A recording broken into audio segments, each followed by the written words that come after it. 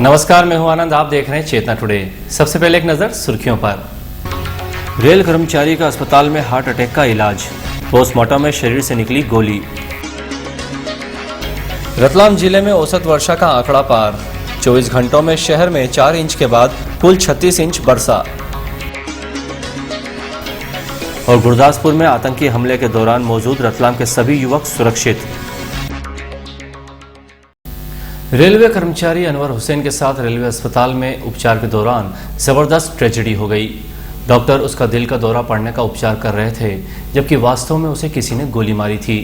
इसका खुलासा तब हुआ जब शव का जिला चिकित्सालय में पोस्टमार्टम किया जा रहा था। रेलवे अस्पताल की इतनी बड़ी चूक के बाद बोहरा समाज ने संपूर्ण मामले की उच्च स्तरीय जांच की मांग की है।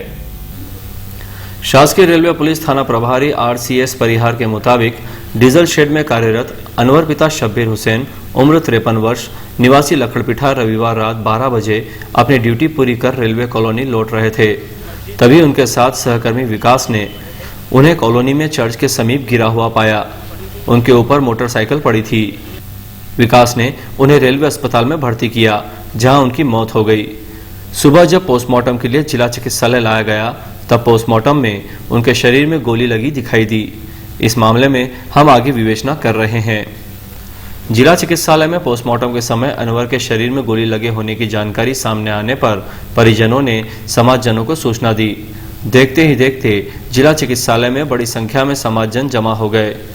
उनका इस बात को लेकर तीखा आक्रोश था कि रेलवे अस्पताल में डॉक्टरों ने उनकी गंभीरता से जांच नहीं की। यदि समय रहते गोली निकाल दी जाती तो उनका जीवन बचाया जा सकता था।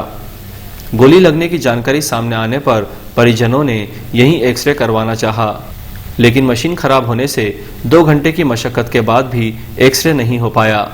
शव को समाज की एम्बुलेंस में डालकर रेलवे चिकित्सालय पहुंचे, जहां एक्सरे में गोली लगी पाई गई, जिसके बाद दोबारा शव जिला चिकित्सालय पोस्टमार्टम के लिए लाया गया, जहां 3 चिकित्सकों की पैनल ने शव का पोस्टमार्टम कर पेट के नीचे से गोली निकालकर शव परिजनों के सुपुर्द किया।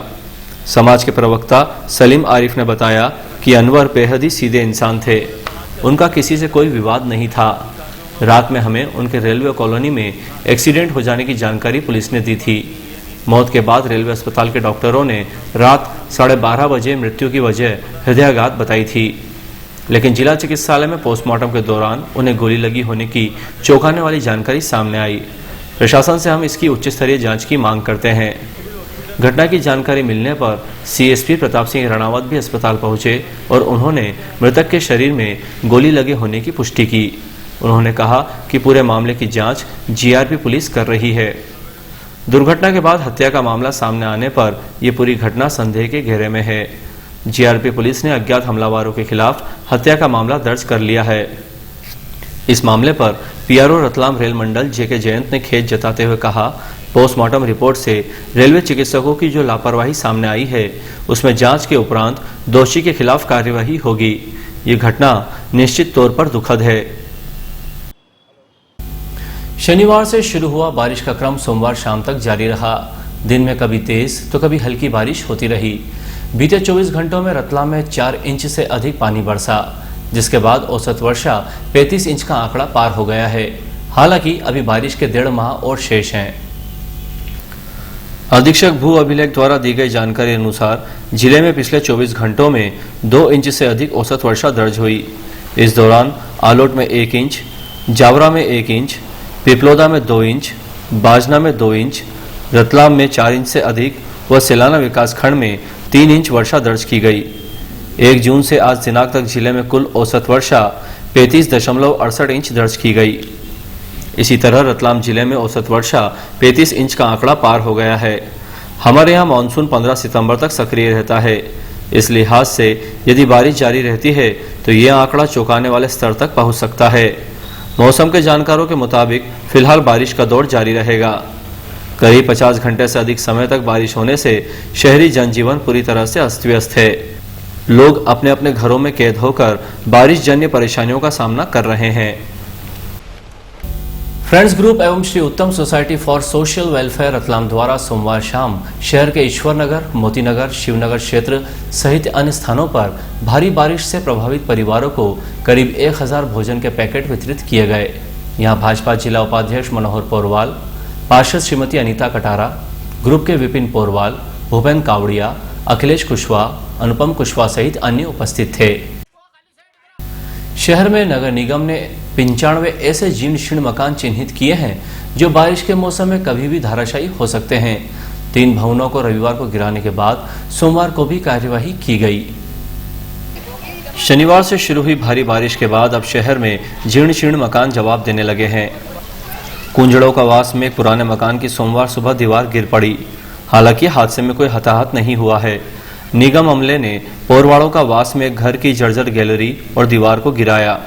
इसी तरह मोहन टॉकीज क्षेत्र में भी कार्यवाही की गई, जबकि रविवार को थावरिया बाजार लंबी गली में 2 मकानों को गिराया गया था।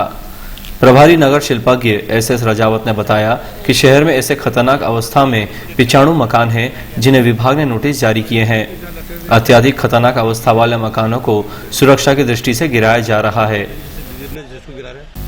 इधर बारिश से उत्पन्न ताजा हालातों पर समीक्षा के लिए प्रभारी कलेक्टर कैलाश वानखेड़े ने प्रमुख विभाग की आपदा प्रबंधन बैठक ली।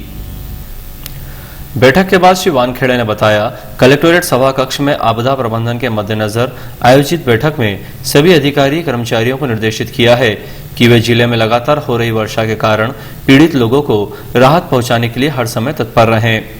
उन्होंने सीएमएचओ को निर्देशित किया है कि वर्षा जनित बीमारियों को देखते हुए जिले के प्रत्येक गांव में उल्टी, दस्त एवं बुखार से संबंधित दवाइयां प्रत्येक परिवार को उपलब्ध करवाना सुनिश्चित किया जाए। श्री वानखेड़े ने वर्षा के कारण प्रभावित लोगों के लिए राहत कैंपों का इंतजाम करने के निर्देश दिए। उन्होंने कहा है कि आवश्यकता अनुसार गांव में स्कूल एवं आंगनबाड़ी भवन खुले रहेंगे। लोगों को राहत पहुंचाने के लिए भोजन तैयार किया जाकर वितरण सुनिश्चित कराया जाए।